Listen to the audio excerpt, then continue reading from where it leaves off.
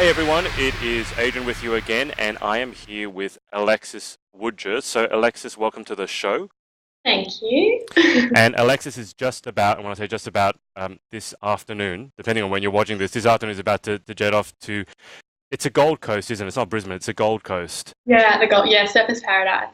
Wow, okay, it's hard work. For the finals of Miss Galaxy Australia 2017.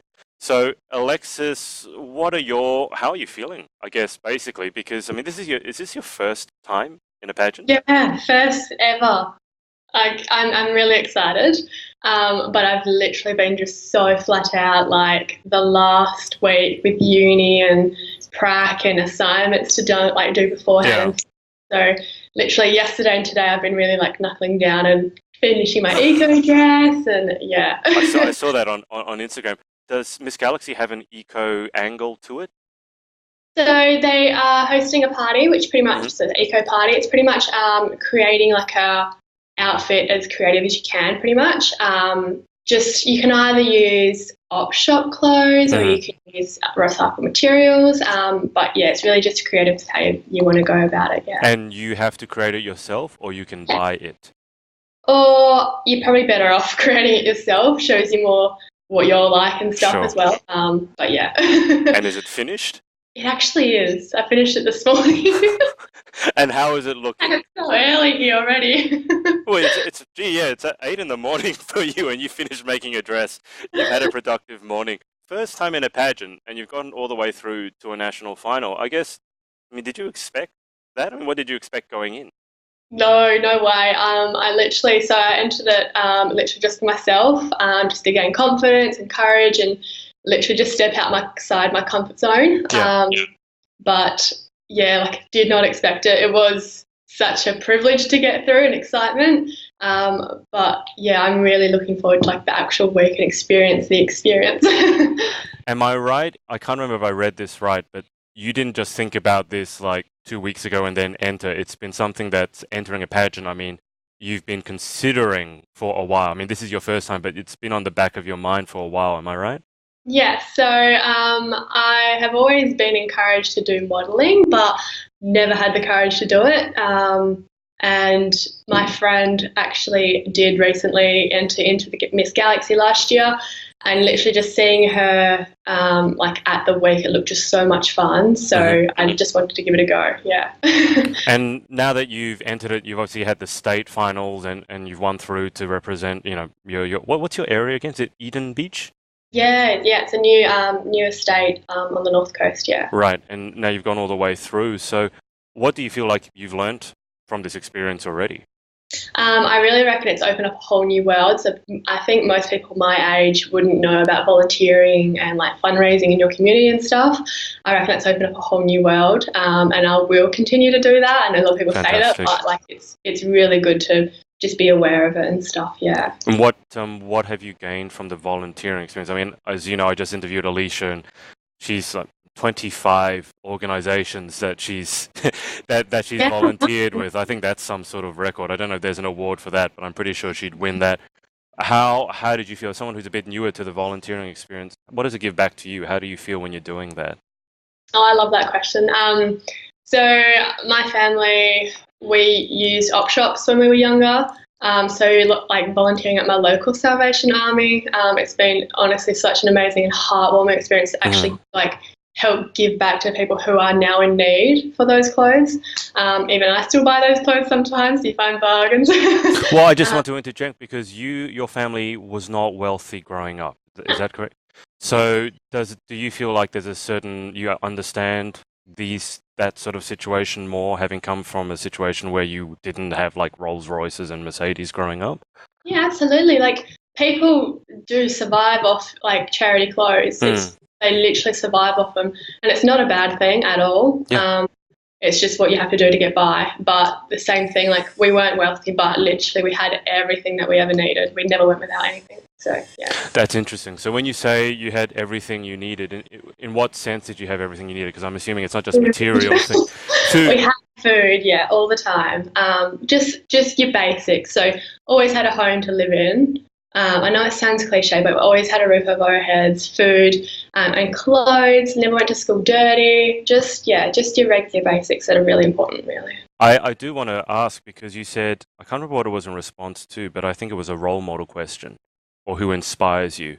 And if I remember correctly, you said your dad and Yes. your boyfriend.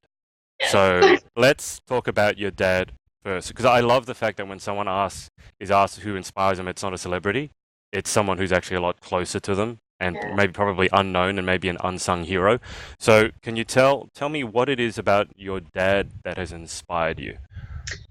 Dad is honestly the hardest working person I know. His job is very physical, so he's a bricklayer. He Wow. got pulled out of a really good college back in England when he was about 15 years old and put straight into bricklaying. Mhm. So he's been doing that non-stop and he's now 59ish now. 59-ish. He's literally just like been flat out non-stop. He's not done anything else. Mm. And whenever a problem arises, he always finds a solution. Like there's not one thing that he hasn't overcome.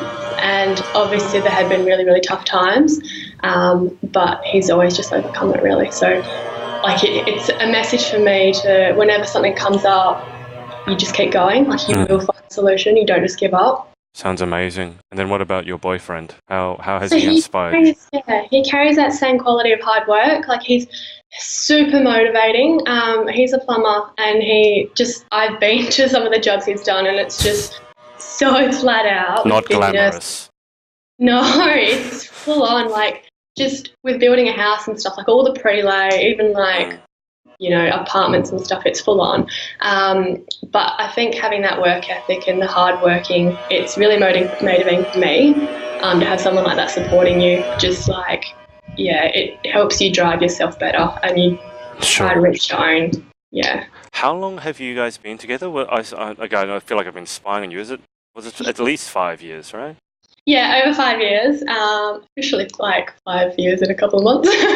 But been around like 6 years. Okay, and I want to clarify. Is it 22? I'm 23. 23. Okay. Yeah. So that is a very significant chunk of your adult life spent with one person. So now, not everyone I interview is in a relationship. No. Not everyone I interview should be in a relationship. Not everyone has had the best luck with relationships. But I'm super excited to ask you, having been with someone for that period of time, especially at your age, what's the secret to creating a magnificent relationship? I know this is a big thing to ask, but I haven't been able to ask anyone else this because they're not in the same situation. So tell me what the secret is. It's really just it's a good we have a really, really good bond, and somehow that just keeps growing every day. Like I'm I'll say it on the internet, but I'm madly in love with him, and it just grows every day. But it's really just supporting each other, having that same sense of where you want to go, what you're interested in. He brings out the best in me. He has world skills and world knowledge, like life knowledge, Sure. and I probably don't have that because he's been out in the world. He's done a trade, all that type of thing. So I get a lot of things from him, but he's really, really generous and kind. He keeps me really myself, and I think that's the best thing about it, really. And when you guys have difficult times, because I know every couple has difficult times, how do you guys get through it? Because from my experience, those define your relationship. Because every time you have a difficult time, you either get closer, you grow closer, or you grow apart. So how do you guys deal with the difficult times? Yeah, so pretty much just talking. Obviously, communication is key. It should be in every relationship. It's just most of the time when we get annoyed at each other is when we're either tired or hungry. I'm not Hangry. That's hangry is the word. Right. Yeah, it honestly that plays a huge role, but we just talk about it, just work through it. Look, I love the fact that you say you're madly in love with him because I don't think that's corny at all. I think that I wish more people could say that honestly. On the subject of hangry, I know you are a personal trainer, am I right? And you're studying occupational therapy? I am. And what is that? Is that what is it? I have an idea as what it is, but tell me what it is rather than me guessing. Yeah. So a lot of people get confused with occupational therapy and physiotherapy. Exactly. So occupational therapy is really like a holistic approach to helping the person get back to their quality of life. So say if someone's gone through a stroke, I recently went on prac. So we met someone who was with a stroke. It's pretty much getting their body functioning, but in different ways. So not actually moving their body parts themselves, not us moving their body parts, but we had like a man, and we threw a ball with him, basically just to get his arm back working. Yeah. But it really goes down in depth about their culture, their beliefs, spirituality, just understanding that person as a whole instead of just saying, do this program that will get you better. Like we actually work with their lives and like accommodate to them instead of against them in a way. Yeah. Yeah. And what drew you to studying that? Because actually, now that you mention it, I do have a friend who's an OT. Now that you mention, I remember the. It's not, it's not a glamorous job. I think you could say it's very fulfilling, but it's not glamorous. So what drew you to studying that? So I left school not knowing what I wanted to do. And I know that was a huge issue for like my dad because obviously he wants the best for me. Yeah. But I had like a year off and I just did like just casual work or full-time casual work. And then I did remedial massage with the hopes of getting into physiotherapy. But once I finished my massage, I did work in massage for a couple of years, but no longer wanted to go into physio because it just wasn't interesting to me. Always wanted to be a personal trainer, so I finally did that. So to get into occupational therapy, it's taken me a long time to actually understand what I want to do really. Sure. But it's pretty, because I have that nature of helping people, especially with personal training, but it's helping them gain their own confidence and their own self-love to help them get a better quality of life. So I found that in occupational therapy. Yeah. Sure. Are you still doing the personal training? I am. I have had a little tiny little break just over the last month maybe. But once I get back from Galaxy, I'll be full into the swing of it, yeah. And for all those people who want to get in shape, what is the secret to getting into shape according to Alexis Woodger? I always say to everyone to never cut anything out unless you're diagnosed. Does that include chocolate cake? Oh, mate, I am. I've never heard anyone. I like this. I'm interested. Tell me more. I am the biggest sweet tooth, and I blame my dad for that. But yeah, honestly, don't cut anything out. Have a balanced diet. It's just say you're not going to eat cake every single day and then not exercise. Mm-hmm. Like it's just balancing. Like I have been brought up on healthy food, so I love when I have healthy food. Yeah. And yeah, so it's just balance, honestly. I love the fact you say balance. I do get the feeling, having worked in the personal training field myself, a lot of people don't really know what balance means. It's one of those terms people will use and they don't really get it. So in terms of balancing, let's say a diet where you don't really want to lose weight, you just want to be healthier, which for a lot of us is not difficult. But what does balance mean? So I don't count calories. I think that's really...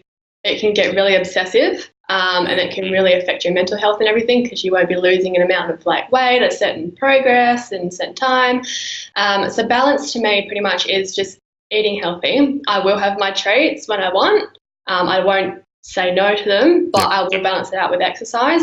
But I don't gym it or exercise every single day because your body does need a rest.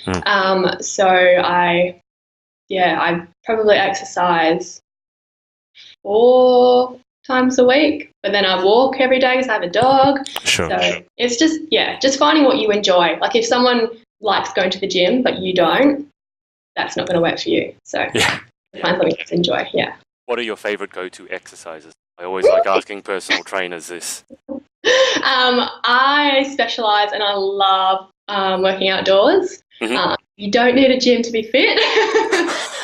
Do you work at a gym? I used to, but Okay, I was going to say. All right, you know what? You're not advertising for them very well if you're working at a gym and say you don't need to go to a gym. No. Please continue. So I specialise outdoors, but I love just high-intensity training. Like that's solely what I do. So 30 minutes a day, or sometimes it goes out to 45. Literally, you just get such a buzz after you've finished. I love it. so energizing. So do you take out equipment? Is it mainly body weight exercises? Like what would a workout with you actually look like? Yeah, so it is mainly body weight, but I do have my dumbbells, I have my kettlebell, medicine Nice. ball, and resistant band. I also just recently bought a TRX suspension strap, so Oh, fantastic. yeah, they're really, really good. But yeah, body weight. But the thing is with body weight, like you can do like your plyometrics and stuff like jump lunges, jump squats, stuff like that. So yeah, Yeah.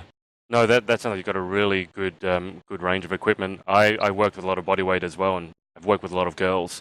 The yeah, one exercise that always gets me is push-ups because they will ask me, "Can I do girl push-ups?" And I really hate the fact that they call those I push-ups know. girl push-ups because the person that I know who could do the most push-ups, actually, we had a 30-second test. She did like 38 in 30 seconds. Oh, That was a girl. That wasn't wow. a guy. But coming up to the pageant, what are your expectations? I mean, this is the first time you've entered. You're into the national finals. I mean, are you just is it a case for you like, this is a lot further than I thought I'd get. I get to completely enjoy myself. Or now that you've gotten this far, does a competitive nature kick in and go, well, got this far, let's go for gold? Nah, it hasn't. I've sort of been telling my boyfriend like I haven't. I'm literally in it for myself. Just for the whole experience. Like I can't wait to experience the experience. Like Mm, I've already achieved my little goal, which was hopefully to get through to nationals, but now I can just enjoy it, like the whole process. I think that's a lot better. If you go into it with a really competitive, obsessive mindset, you'll just have a certain expectation, and if yeah, that doesn't meet your requirement, you'll become upset, and there's no point in having that. So I'm so excited. I can see that. When you come back, what's the plan for the rest of the year? I mean, are you going to be competing in more pageants, or was this just like a one-off experiment? Like, where do you go to from here? Yeah, I did say that I just wanted to do it just because. So I don't think I will compete again. It's literally, like I said, it's literally just for me. Mm, If I progress, then awesome. That would be awesome. But yeah, I will focus on university, get my head around that because it is my first year. right. But like surprisingly to me, I have somehow had the best time management in the organisation with Okay. like being so busy with uni and work and like volunteering and Yeah. fundraising the pageant. Like it's all just somehow been so smooth.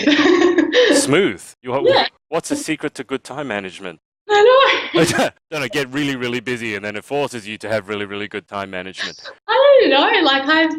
I've still managed to fit in like my exercise. Like it hasn't. It's just all been smooth. Yeah. I think I hate you a little bit that it's also smooth for you.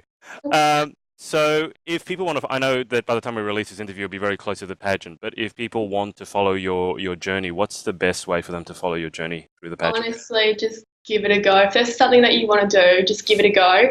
I am glad in a way that I have held off going to modelling or pageanting Hmm. until I'm a little bit older because I've really grown into myself.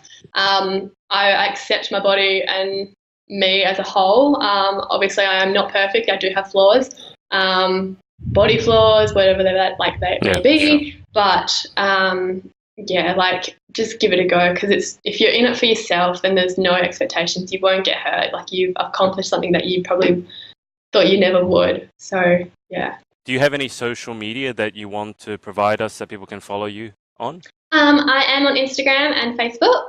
Okay. It is just my name. So no little fancy little things in that. I'll put it below so that people can find you. Okay. Let's move to the close. As I said, the same 10 questions every time, and let's see how you go. I love doing I this. actually haven't. I've gone through once, but I don't remember them, so I'm not cheating. Number one, what is your favorite word? Happy. Happy. Yeah. That's Tasha Ross's exact same Oh, really? word. Yeah. No, I'm not saying that you've copied it. It's like I love it when someone just you can tell a lot from someone's favorite word. Well, what's your least favorite word? The word skinny. That's probably from the personal training background, I'm assuming. Yeah, it's just a very nasty word. What sound or noise? Question three. What sound or noise do you love? I guess when it's just really quiet when I'm going to bed. Well, I've had someone legitimately say that their favorite sound is quiet. Yeah. Well, there you go. Actually, they were a personal trainer as well. So Okay. their favorite sound in the world was when there was no sound. So Yeah. that's a perfectly legitimate answer. Well, following on from that, what's the sound or noise what's your least favorite sound or noise in the world? um, when your pet licks themselves, either their paws or whatever, like just the licking sound just doesn't end. Okay. I find most people can answer what they don't like a lot more easily than what they can answer what they do Yeah. like. Okay. What about what turns you on spiritually, creatively, intellectually, anything like that? Oh, honestly, someone who's really genuine. Hmm. Just meeting someone, my partner, he's, yeah, just super genuine. You can tell when someone's not being themselves. Yeah, that's Okay, what invites me. Yeah. for sure. And the flip side, what turns you off? I think it follows on from that, and it's Sure. just where, yeah, people are not being themselves, so being something else that they're not. Yeah. Okay. Question number 7. It's one you've probably answered before, but if you would have a dinner party and you could invite any 3 people, living or dead, who would your 3 picks be? My whole family, no. Um, um, let's go the Queen. Okay. Um, let's go Channing Tatum. And his wife. Let's invite his wife because she's really nice. She looks awesome as well. Is he married? Yeah, to Oh, Jenna. Pretty sure I said, yeah. oh, I didn't know that. Okay. All right. That's a fascinating dinner party right there. What job other than your own would you most like to attempt? I reckon a surgeon. A surgeon would be pretty cool, but it's pretty intense. Like I wouldn't want to have that responsibility of someone's life. Yeah, that is Yeah. very intense. What job or profession other than your own would you definitely not like to attempt? A lawyer, Why? especially if you're working against someone or something that has done the wrong thing. Uh, yep, Yeah. yep. Okay, completely understand that. Okay, final question. Yeah. If God exists, what would you like to hear him or her say when you arrive at the pearly gates? Have all the chocolate that you want. I don't know. That'd be amazing. Can you imagine if you get up to heaven and there's no chocolate? It'd be very disappointing. Would I would be. be okay. It sounds like you might not. I don't have as big a sweet tooth as what you do. So, okay. Well, look, best of luck, Alexis, with the pageant. Very unusual. Someone who's first time and gone so well. So I'll be fascinated to see how you go. And yeah, I want to thank everyone for watching and speak to you again next time. Bye bye. Thank you.